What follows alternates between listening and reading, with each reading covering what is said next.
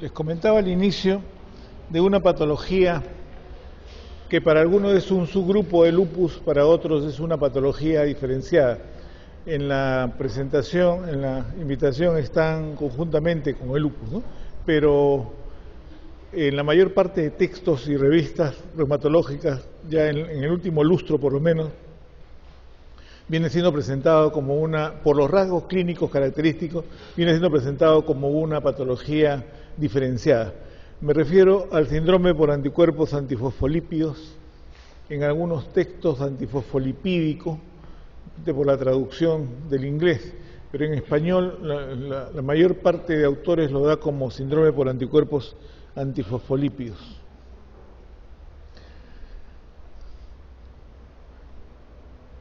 El caso: una paciente mujer de 38 años que ingresa a un hospital de mayor complejidad por trastornos visuales y disnea.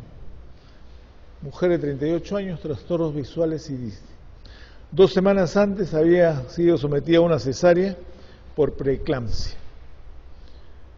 Cuando ingresa, por el diagnóstico planteado, por la severidad del estado en que se encontraba la paciente, le inicia metilprednisolona y ciclofosfamida.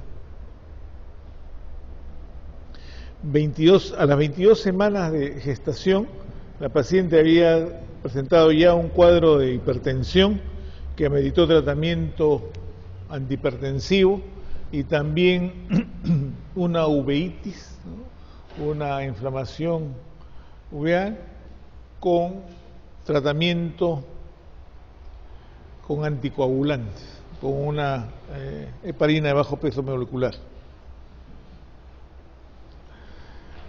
Esto es lo que se denomina, ese cuadro clínico así presentado es lo que se denomina síndrome por antifosfolípidos, caracterizado por trombosis venosa o arterial recurrente, que se presenta secuencialmente o al mismo tiempo, que tiene una característica fundamental, que es lo que diferencia a esta imagen nosográfica de la que hemos mencionado, y es la presencia, la elevación de la anticardiolipina, la apolipoproteína H, o el anticoagulante, el denominado anticoagulante lúpico.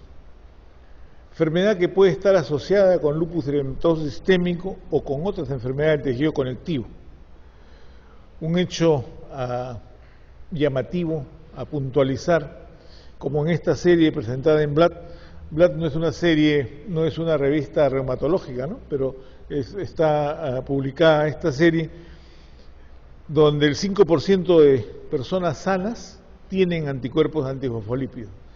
Nuevamente volvemos al inicio de la presentación, donde estos marcadores inmunológicos son un acompañante que tienen que interpretarse con la clínica del paciente.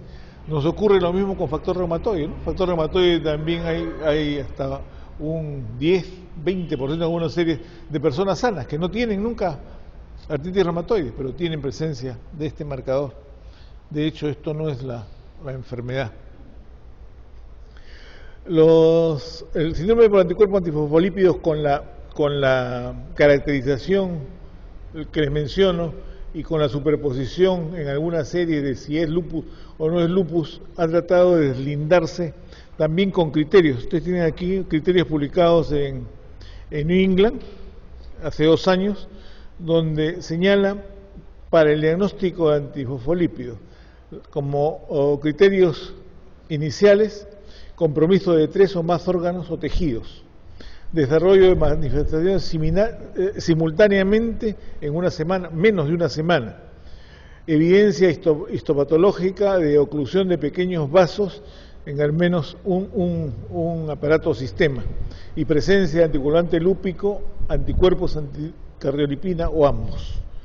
Esos son los criterios que plantean para el diagnóstico, y para que el diagnóstico sea definido deben estar todos los criterios presentes. Debemos tener la posibilidad diagnóstica si solo hay compromiso de dos órganos o tejidos. La propuesta de interpretación de producción de los síntomas es una alteración por este factor, una alteración de la coagulación, ¿no? Una coagulación anormal. Como en el lupus ya no voy a entrar en el detalle, también defectos de la apoptosis celular, activación de células dendríticas, activación del complemento, que todos ellos dan lugar a una característica de la enfermedad, que es la pérdida fetal recurrente. Si vemos así, esta fisiopatología pues, es muy similar a la del lupus, ¿no? Donde cambia es en el trastorno vascular. La histología, y recuerdan ustedes, esta es la histología del caso descrito, ¿no? La histología también muestra lesiones de necrosis fibrinoide e infiltrado inflamatorio agudo. Lesiones de necrosis fibrinoide tan severas como un infiltrado inflamatorio y con necrosis fibrinoide significativa en glomero. Necrosis fibrinoide, depósitos de complejos inmunes como vimos también en lupus. Tan importante en el diagnóstico diferencial o en la precisión de discriminar si esta es una patología aislada o es parte del lupus, es que para el diagnóstico de síndrome antifosfolípidos miren las manifestaciones clínicas señaladas primero, antes que la clínica. Presencia en suero de anticuerpo antifosfolípido, ese es un criterio diagnóstico para la enfermedad. ¿Y qué cosa es la clínica más frecuente en mujeres jóvenes? En mujeres jóvenes como grupo etario de mayor frecuencia y significación en la presencia de enfermedad, que no necesariamente es exclusivamente en este grupo etario. Trombosis venosa o arterial, pérdida fetal recurrente y trombocitopenia. Esos son los rasgos clínicos característicos, ¿no? Trombosis venosa o arterial, pérdida fetal 1, 2 o más abortos en forma sucesiva y trombocitopenia. El anticoagulante lúpico se puede detectar por múltiples formas. Aquí les presento un sumario de las posibilidades de tipificarlo. Anticoagulante lúpico, la prueba clásica, por inmunofluorescencia, anticuerpos anticardiolipina por ELISA, antibeta 2 glicoproteína por ELISA también.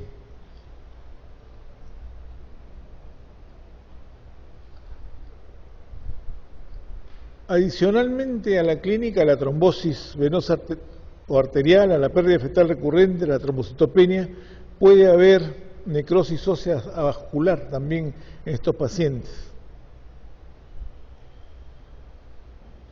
Lesiones ecográficas, trastornos ecográficos vasculares.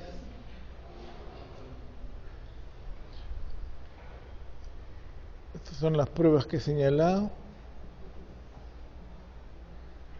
Lesiones oculares, consecuencia de la trombosis de la vena central de la retina. Lesiones dérmicas lívido-racemosas, pero también infartos, como ustedes ven, necrosis, como ven en la señalado por la fecha, lesiones exuserativas y necrosis, que pueden corresponder a cualquier tipo de vasculitis, ¿no? O sea, esto clínicamente, viendo solo las lesiones de miembros inferiores, pueden corresponder a vasculitis. Aquí la clínica adicional de la pérdida fetal recurrente y la trombosis arterial o venosa es lo que hacen el diagnóstico. El diagnóstico se hace por la tipificación del anticuerpo, del anticoagulante lúpico, y también por un perfil de coagulación con las alteraciones aquí mencionadas, ¿no? Tendencia a la coagulación anormal, varios anticuerpos, y también tenemos que señalar o reiterar la asociación con signos y síntomas posibles de lupus eritematoso sistémico. Los anticuerpos anticardiolipina que tipifican a la enfermedad, aquí están el anti-BRL, que es una forma de tamiz inicial de anticoagulante lúpico, puede presentarse en otras patologías, en infecciones y también por medicamentos, porque están en relación con esta glicoproteína, inicialmente descritos como prueba diagnóstica en LUES, ¿no? En sífilis. Como hemos visto, la patología de antifosfolípidos Se observa trombosis con inflamación vascular o perivascular, sin ningún cambio específico que lo diferencie de otra vasculitis o incluso de lupus. Y aquí hay una secuencia, una de las series más grandes de antifosfolípidos revisadas. Aquí está la publicación de artritis y reumatismo. Trombosis venosa profunda, trombocitopenia, lívidos reticulares, apoplejía, con menor frecuencia tromboflebitis superficial, embolismo pulmonar. Miren, en esta serie la pérdida fetal tiene una frecuencia baja. Sin embargo, en todas las imágenes, en todas las referencias de la nosografía, la pérdida fetal es característica de enfermedad. Ataques sistémicos, isquémicos y anemia hemolítica también.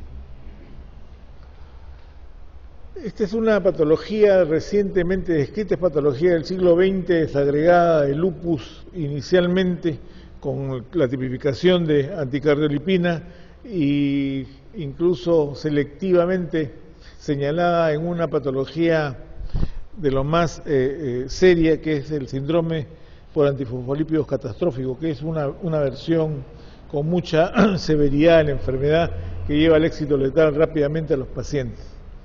Y está la prevalencia, 3 a 200 casos por 10.000 habitantes. En jóvenes sanos la presencia acá del anticoagulante, del antifosfolípido, y la presencia también como acompañante de lupus eritematoso sistémico en porcentajes bajos, ¿no? 12 a 30% de anticoagulante lúpico. Si es factor de riesgo tener la presencia de antifosfolípidos en personas saludables, las series dicen que no es un factor de riesgo, pero sí en los pacientes con lupus eritematoso sistémico. Otra opción de asociación, a propósito de lo que les señalaba de las características, ¿no? Pérdida fetal recurrente, mujeres jóvenes, trombosis, es la asociación en algunos pacientes con infarto de miocardio por antifosfolípidos, en varones con antifosfolípidos, ¿no? o en niños también. El grupo etario siempre sigue siendo tercera, cuarta década de la vida.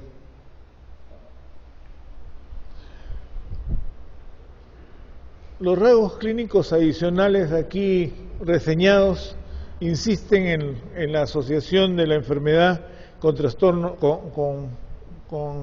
alrededor del parto, los embarazos o los abortos reiterados o las pérdidas fetales, tanto en segundo como tercer trimestre.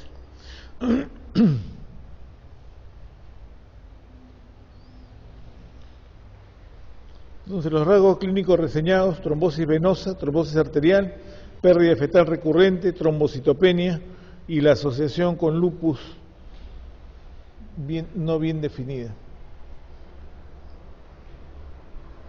Manifestaciones clínicas adicionales dérmicas, tanto como la que vimos en lupus, como que lívidos racemosa reticulares también puede verse en algunas personas con Piersus en sanos, también puede verse, ¿no? O hasta este extremo de necrosis severa en un paciente con antifosfolípidos. Diagnóstico diferencial con otras patologías, aquí seleccionadas las más frecuentes a decir de esta revisión de los autores: coagulación los autores señalados, coagulación intravascular diseminada, endocarditis infecciosa, púrpura trombótica, trombocitopénica. Una variable importante en la tipificación de enfermedad, el avance notable o el esfuerzo de hacer categorías diagnósticas diferenciadas, es que la enfermedad puede influenciarse notablemente por un tratamiento oportuno, y el tratamiento oportuno es el anticoagulante. Por eso es que la definición de si es la enfermedad o no es, la tipificación de enfermedad, es fundamental para iniciar rápidamente la anticoagulación con antagonistas de vitamina K, ¿no? El monitoreo de anticoagulación es fundamental y es el tratamiento de elección, junto con acetil salicílico. Es un tratamiento relativamente sencillo de realizar, al alcance de la mayor parte de la población, pero que depende de la oportunidad del inicio para poder controlar la enfermedad, que incluso en algunas series documentan la posibilidad de que los pacientes con pérdida fetal recurrente puedan llegar a embarazarse y llegar a tener a término niños una vez que está controlada la enfermedad. Eventualmente, por cierto, si la enfermedad es muy severa, los inmunosupresores como el lupus también tienen toda su indicación. Una forma muy agresiva de enfermedad es el denominado síndrome por antifosfolípido catastrófico, donde es una exageración de toda la sintomatología que he mencionado, ¿no? Con microinfartos subclínicos y trombosis difusa.